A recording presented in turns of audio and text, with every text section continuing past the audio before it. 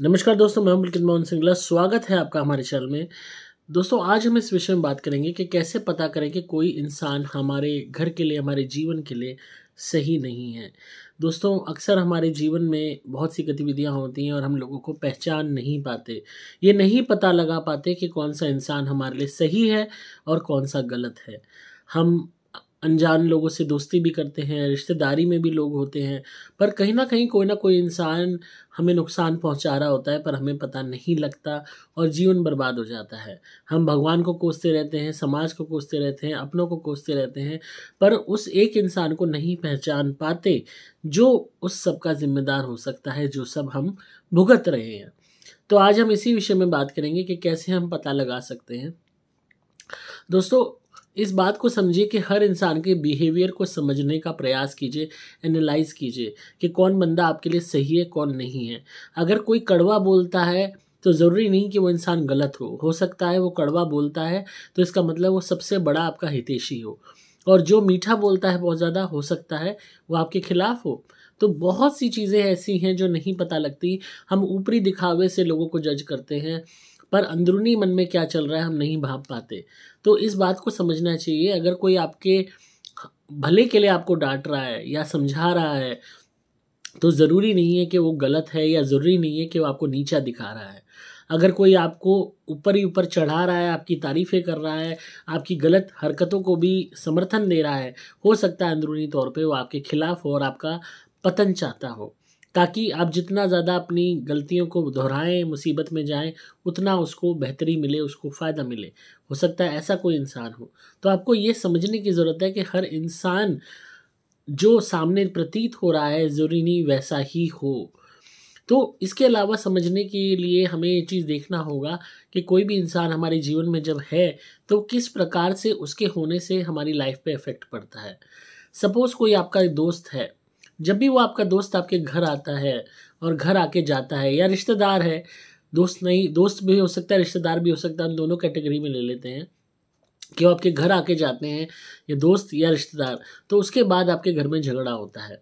अगर ऐसी स्थिति उत्पन्न होती है कि हर बारी कोई दोस्त या कोई रिश्तेदार घर आ रहा है और उस पर्टिकुलर दोस्त या पर्टिकुलर रिश्तेदार के घर आने से ही झगड़ा होता है, तो कहीं न कहीं आप सोच सकते हैं कि हो सकता है कि इसमें आपके लिए वो इंसान या तो सही ना हो, और हो सकता है कि उस इंसान को घर वाले पसंद ना करते हो। इसमें भी 2 बातें सामने हैं। अगर झगड़ा आपस में हो जाता है बिना उस इंसान का विषय उठाए, एक तो होती है ना बात कि आपको वो इंसान पसंद नहीं है या आपके घर वालों को वो इंसान पसंद नहीं है, तो वो झगड़ा करते हैं, भाई तूने उसे क्यों बुला लिया, या वो हमारे घर में क्यों आया। तो वो एक चीज़ अलग है। दूसरी चीज़ है कि आपने उसका विषय नहीं उठाया, आपको ना आपके किसी घर वाले ने उठाया कि भाई वो क्यों आया, पर उसके आने मात्र से जब वो आपके घर से गया, आपके घर में वैसे ही जनरल वे में झगड़ा होना शुरू हो गया आपस में किसी और बात पे। अगर ऐसा होता है कि उस इंसान का विषय नहीं आप उठा रहे, पर किसी और बात पे झगड़ा बढ़ता है या हो जाता है उस इंसान के बार बार घर आने से, तो कहीं ना कहीं उस इंसान के जो वाइब्स हैं वो नेगेटिव हो सकती हैं, और आपके घर में जब भी वो आता है तो घर का वातावरण पॉजिटिव से नेगेटिव हो जाता है। सेकंड चीज़, अगर कोई भी पर्टिकुलर इंसान आपके तीज त्योहार पे या किसी भी शुभ कार्य पे आता है और उस शुभ कार्य को ख़राब करने का प्रयास करता है, या उसमें कंकरी मारने का प्रयास करता है, या उसके आने से वो शुभ कार्य में विघ्न पड़ जाता है, या रुकावटें आ जाती हैं, या वो काम बीच में रह जाता है, या कोई भी ऐसी घटना हो जाती है, अप्रिय घटना, कोई हादसा ऐसा कुछ हो जाता है कि जिससे आपको लगता है कि जो मज़ा था एंजॉयमेंट का, उस पर्टिकुलर फेस्टिवल का, वो बेकार हो गया, तो कहीं ना कहीं उस इंसान की तरफ भी नेगेटिविटी दिखाई देती है जो आपके यहाँ आ रहा है। कई दफ़ा लोग ऐसे शुभ कार्यों पे ब्लैक मैजिक भी कर देते हैं, आके चुपचाप कोई सामान भी डाल दिया आपके घर में, तो भीड़ होती है, पता भी नहीं चलेगा और टोटके का टोटका हो जाएगा।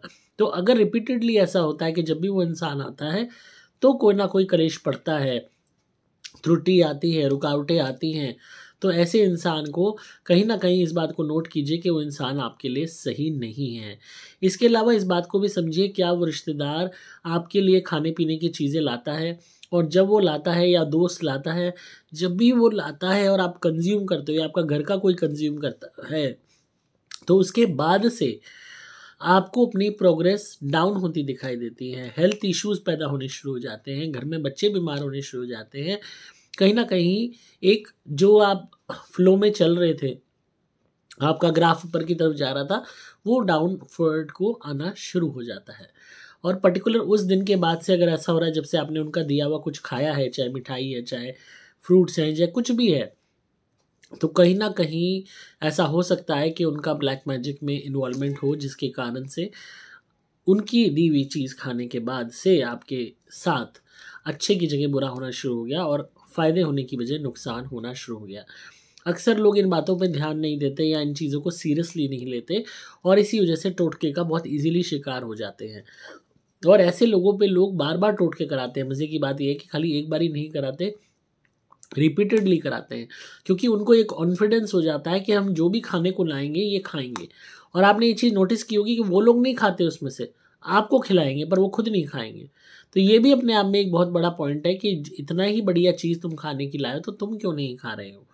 और स्पेशली हम पे ही क्या, वो स्पेशली बंदा है दूर से घर से चल के हमारे लिए खाने का सामान लेके आ रहा है और हमें सिर्फ खिलाने के लिए, और वो भी वो वेट करता है, बैठता है, देखता है बाकायदा कि जब तक आप खाना लाओ तब तक वो जाता नहीं है।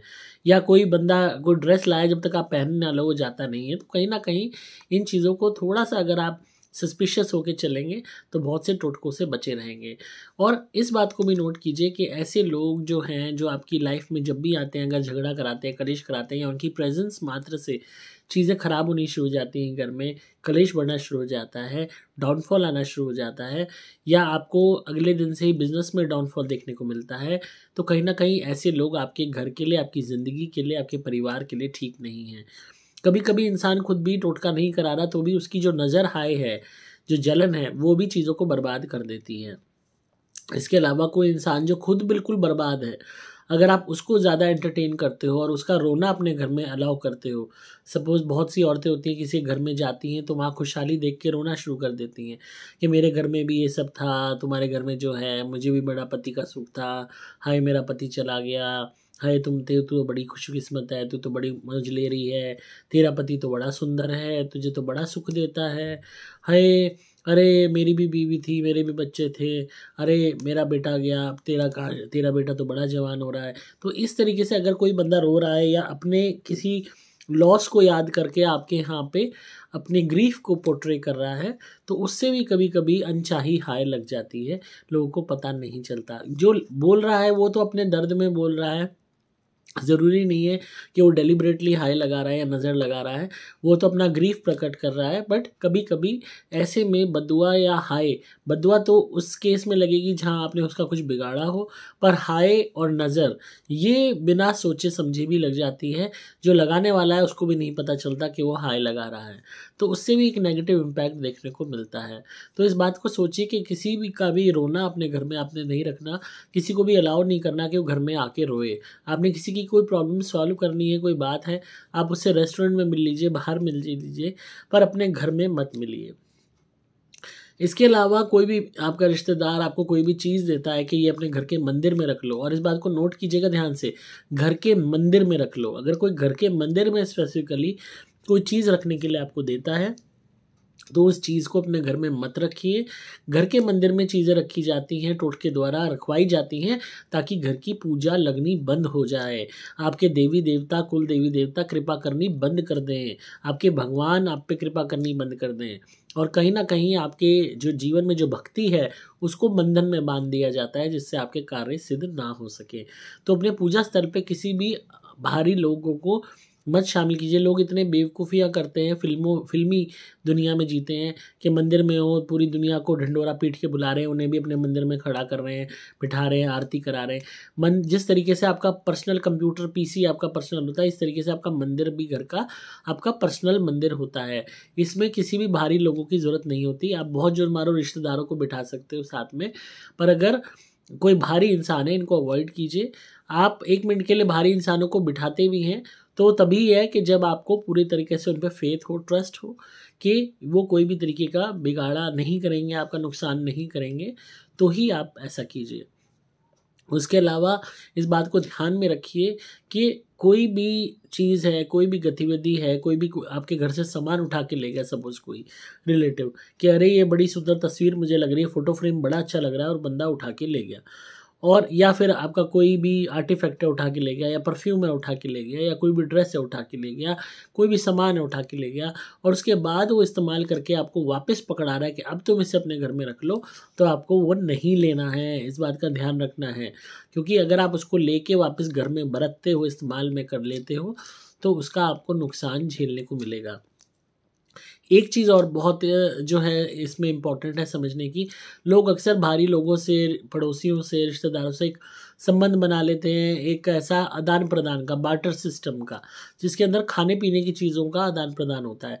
आज मैंने ये बनाया, आज तुमने क्या बनाया, तो बर्तन बट रहे होते हैं। यहाँ मैं बर्तन में भर के चावल गए, वहाँ पे वो गई बिरयानी गई, वहाँ से जी पनीर टिक्का आ रहा है, फिर यहाँ से कुछ जा रहा है, वहाँ से कुछ आ रहा है, यहाँ से सेवइयाँ जा रही हैं, वहाँ से खीर आ रही है। तो ये एक डोंगे बदलने का, बर्तन बदलने का और खाने की चीज़ें बदलने का एक ये ट्रेंड सा चल गया है पड़ोसियों, दोस्तों के बीच में, फ्रेंड्स के बीच में, रिश्तेदारों के बीच में। अगर सामने वाले की नीयत ख़राब है, तो आप तो अपने अच्छे मन से बढ़िया बढ़िया पकवान वहाँ भेज रहे हो, वो आपको टोटके का खाना भेजते रहेंगे और आपका कबाड़ा करते रहेंगे। और अगर बिलफर्ज उन्होंने आपका बर्तन ये रख लिया यूज्ड, या जो भी खाने की चीज़ें यूज़ करी और फिर बर्तन को रख लिया, तो उसके माध्यम से भी ब्लैक मैजिक हो जाते हैं। तो इस बात को ध्यान रखिए कि कभी भी भोजन के माध्यम में इस तरीके की खेलों में मत लगिए। तभी आप कीजिए जब आपका फुल ट्रस्ट हो, अदरवाइज़ अवॉइड अगर आप करेंगे तो बहुत आपके लिए बेटर रहेगा। और हमेशा इस बात को नोट कीजिए कि कौन वो पर्टिकुलर इंसान है, जब भी वो आता है तब कलेश होता है, अगर जब भी वो आता है तब घर में परेशानी आती है, जब भी वो इंसान आता है तब एकदम से डाउनफॉल आने लगता है। चाहे मर्द है, चाहे औरत है, चाहे सहेली है, चाहे सहेला है, चाहे रिश्तेदारी में कोई बुआ है, चाहे कोई फूफा है, चाहे कोई चाचा है, चाहे कोई चाची है, चाहे कोई भी है, XYZ, अगर उनके आने से आपके घर में कलेश होता है, झगड़ा होता है आपस में, और कहीं न कहीं घर की शांति ख़त्म होती है, या आपके काम में डाउनफॉल आपको महसूस होता है, उसके तुरंत बाद मतलब कुछ महीने बाद नहीं, तुरंत अगले 2 दिन में ही आपको लगने लगता है कि कोई ना कोई नुकसान हो गया है या कोई डाउनफॉल हो गया है, या तो कहीं न कहीं ये लोग शायद आपके लिए ठीक नहीं है।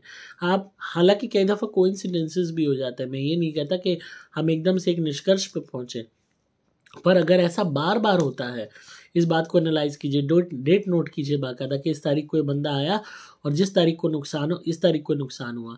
अगर within 1 to 2 days, within a week आपको लगता है कि एकदम से आपका कोई नुकसान हुआ है, डाउनफॉल आया है, फिर नेक्स्ट बारी देखिए जब वो इंसान आता है, उसकी तारीख नोट कीजिए। फिर वो अगले हफ्ते तक में कोई नुकसान हो जाता है, तो उस चीज़ को नोट कीजिए।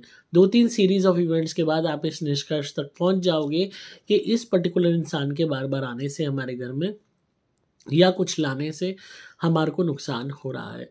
तो ऐसे में फिर उस इंसान से कन्नी काट लीजिए, दूर रहना शुरू कर दीजिए, उसका आना-जाना बंद करिए, उसका दिया हुआ खाना-पीना बंद कीजिए।